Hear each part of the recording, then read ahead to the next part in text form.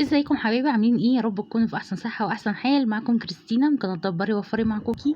لو اول مره بتتابعيني بتمنى منك انك تشتركي في القناه وتفعلي الجرس علشان يوصلك كل جديد انا بنزله. ما تنسيش اللايك بقى. وتعالوا نشوف الفيديو بتاع النهارده. مبدئيا كده نزلت السوق. كنت ناقصني شويه حاجه كده في التلاجة. وبما ان النهارده يوم السبت فيه السوق ويوم اجازتي كمان، فقلت ايه، يلا انزل بقى السوق بدري كده واتسوق واجيب شويه حاجات انا كنت محتاجاهم عشان عايزه ارجع بسرعه. ورايا كذا حاجه عايزه اعملها. هقول لكم اسعار الخضار كده. مبدئيا الجبنه النص كيلو كانت عامله حوالي 18. الملوخيه كانت 15. البوظه طبعا بنحبها. البتنجان كان عامل 5. الفلفل كان عامل 5. الطماطم كانت عامله 10. الخيار كانت 3 ب10. يعني الى نوعا ما الحمد لله شويه احسن من الاول. يعني يمكن هي بس الطماطم الغاليه شويه، بس الحمد لله على كل حال يعني. والفلفل الاحمر ده برضو كان الكيلو منه ب5. كنت عايزه اعمل هريسه. تمام. وجبت كمان خضرة محشي. ظبطت بقى التلاجة ورصت فيها كل الحاجات ديت. المواعين دي كانت بايتة عندي من امبارح، ما كنتش قادرة طبعا اعملها بالليل. فقلت اسيبها لتاني يوم الصبح، اقوم الصبح بدري اعملهم. فقلت اروح السوق الاول لما ارجع ايه اشتغلهم قبل ما الحاجة تتاخد بدري يعني والشمس تطلع وكده. يعني نزلت السوق تقريبا على حوالي 7:30 كده على ما اعتقد. فاتسوقت وجيت كنت مطلعه فراخ عشان اعملها في نفس اليوم. وقلت اعمل جنبها الملوخيه يعني. بس قلت الاول اشطب كده المطبخ، عشان لو جيت اطبخ ولا كده ما يكونش فيه حاجات كتير معايا يعني ايه. والمطبخ يتكركب يعني. غسلت المواعين عادي طبعا. وبعد كده جهزت الفطار وفطرنا. الفيديو ده منفصل، انا يمكن جمعت لكم بس اللي هو الحاجات المهمه فيه. وليه جزء تاني لو حابين اصوره هصوره. مبدئيا كده كنت ناويه ان انا عايزه اظبط كده شويه حاجات في البيت وانا قاعده اليوم دوت. يعني المساحات الصغيره صعب ان انت تتحكمي فيها قوي، تشيلي تحطي. مش زي المكان الواسع يعني. فحتى لو شلتي حاجه بسيطه من هنا لهنا بتفرق معاكي. فانا بصراحه كنت حاسه ان انا الدنيا كده ملخبطه معايا شويه، فايه بحب اغير. انا من النوع ان انا بحب اغير كتير، بس برضو محكومه في المساحه عندي. فعندي الكمبيوتر كنت حاطاه في اوضه النوم وكنت محتاجه ان انا اعمل شغل عليه. وساعات بقى عايزه يعني ان انا اشتغل عليه وجوزي بيكون نايم في الاوضه. فقلت لا اطلعه في الاوضه اللي بره اللي هي فيها تلفزيون. محدش بينام فيها كتير. وقلت في اي وقت يعني هشغله براحتي، ما مش هيبقى فيه تحكم يعني. فمبدئيا انا غيرت النظام فيها. وبعد كده دخلت بعد ما ظبطت الاوضه اللي هي اللي بتاعت اللي بره يعني واللي احنا بنقعد فيها. قلت لا اغير طبعا الملايات عشان يبقى احس برضو ايه بتغيير وكده. غيرت الملايات اوضه النوم وشلت الفرش بتاعها السجاجيد. وشلت الكومودين وغيرته من مكان لمكان. وشلت الترابيزه بتاعه الكمبيوتر طلعتها في الصاله يعني فاهمين. شويه حاجات كده ايه. آه ظبطتها يعني. لو حابين ان انا اصور تكمله الفيديو اكتبوا لي في التعليقات. خلصت المواعين اهم حاجه بالشكل ده. والفراخ ابتدت ان هي تفك هسيبها برضو. هجهز بقى الفطار وبعد كده نشوف هنعمل ايه مع بعض تاني. مبدئيا دي الاوضه اللي انا بكلمكم عليها. بصوا الجزء اللي انا فيه دوت فيه ترابيزه انا مش بستخدمها، فقلت هحط عليها الكمبيوتر. ولو ملاحظين ان جنب الباب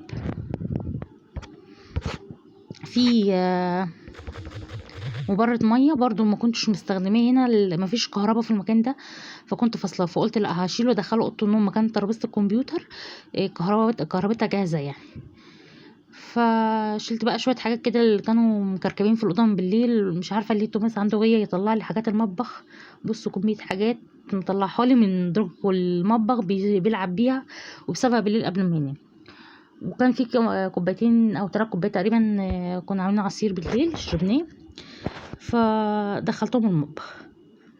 هو الفرش ده كان زي ما هو. وبعد ما نفضته وفرشته وظبطته كده بعد ما غيرت النظام قلت لا بالمره يلا خلينا اغير ايه عشان يبقى تغيير كلي.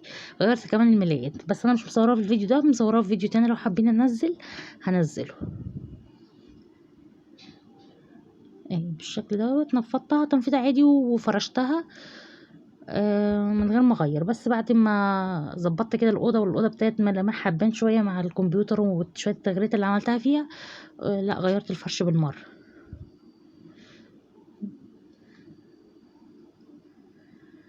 يعني مهما كان برضو من وقت للتاني كده عشان ما تحسيش بملل، يعني لو هتشيلي حاجة تحطي حاجة برضو تحسي براحة نفسية شوية. تمام. الترابيزة دي احنا مش بنستغنى عنها في الأوضة دي، على طول أكلنا وشربنا عليها.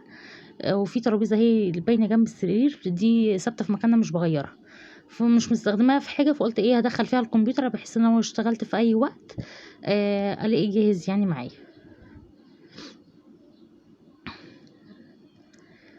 بس كده خلصت كده، حضرت الفطار. كان توماس جه، ما كنتش بصوا يعني الاوضه حطت ايديا لسه ما عملتش فيها اي حاجه، بس قلت هنفطر الاول وبعد كده ايه هنشوف هنعمل ايه. كنت جايبه فول من السوق. ما كنتش مدمسه او ما كانش عندي في الفريزر، فعملت فول وعملت جبنه وعملت بيض باللانشون وجبت مخلل وقطعت طماطم وخيار، الحمد لله يعني كان انا وتوماس وشبعنا. بقول لكم حطوا لايك. تمام.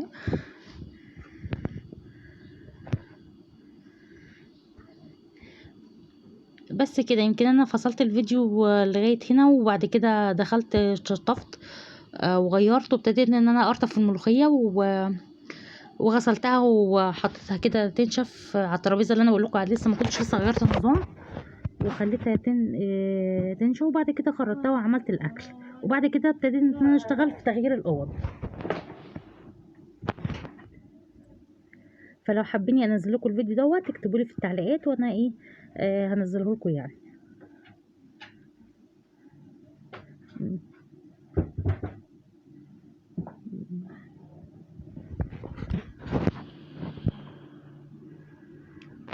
كنت هنا مشغله فيلم اتفرج عليه، وبعدين قلت لا بياخ جدا، رحت جايه قلبه كده لقيت فيلم تاني فكملت منه شويه، وبعد كده ايه قمت اشوف ورايا ايه على الصبح.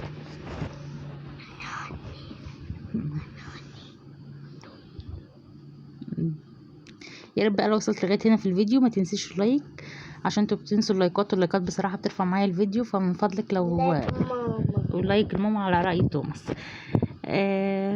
فحطوا اللايك بقى وسيبي لي كومنت حلو زيه، وزي ما بقول لكم لو عايزين التغييرات اللي انا عملتها هي حاجه بسيطه جدا لا تذكر، بس بالنسبه لي فرقت معايا جدا في النفسيه. فلو حابين المقطع بتاع التغييرات اكتبوا لي في التعليقات وانا هحطها لكم. باي.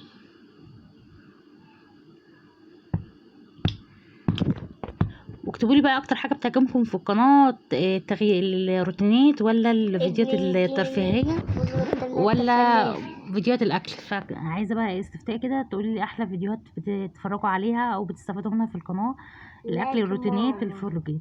لكن ماما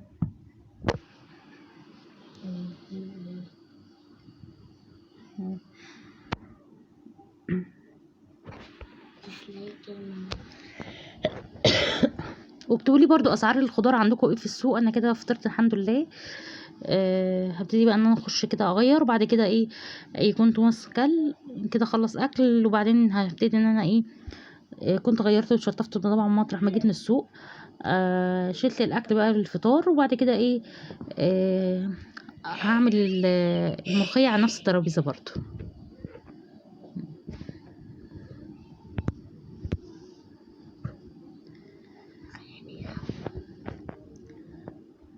تمام كده. اعمل لايك الماما يسمعوك وهيحطوا لايك. ممكن بقى اكمل الفيديو. تمام كده بالشكل. بصي دي الترابيزه اللي انا بقول لكم عليها عندنا قله. تمام. فمكان مكان الشاشه هنا تحتها الاتنين الفوتيه بتاع الانتريه وجنبهم الترابيزه، فهي الترابيزه دي اللي انا هحط عليها الانتريه. جبت كده الملوخيه وابتديت ان انا ارطف فيها انا وتوميس، ربنا هداها عليا يعني واشتغل معايا وخلصتهم. وبعد كده ابتديت اللي انا فصلت الفيديو على كده، فتكمله الفيديو موجوده لو حابين ان انا انزلها اكتبولي في التعليقات.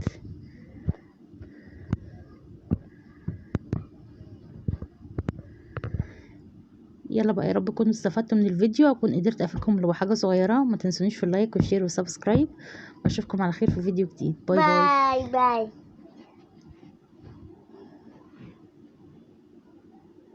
فيديو جديد.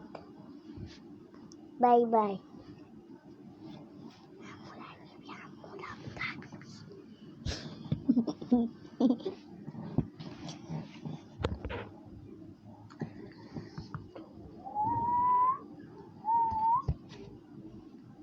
عارفين تزمروا؟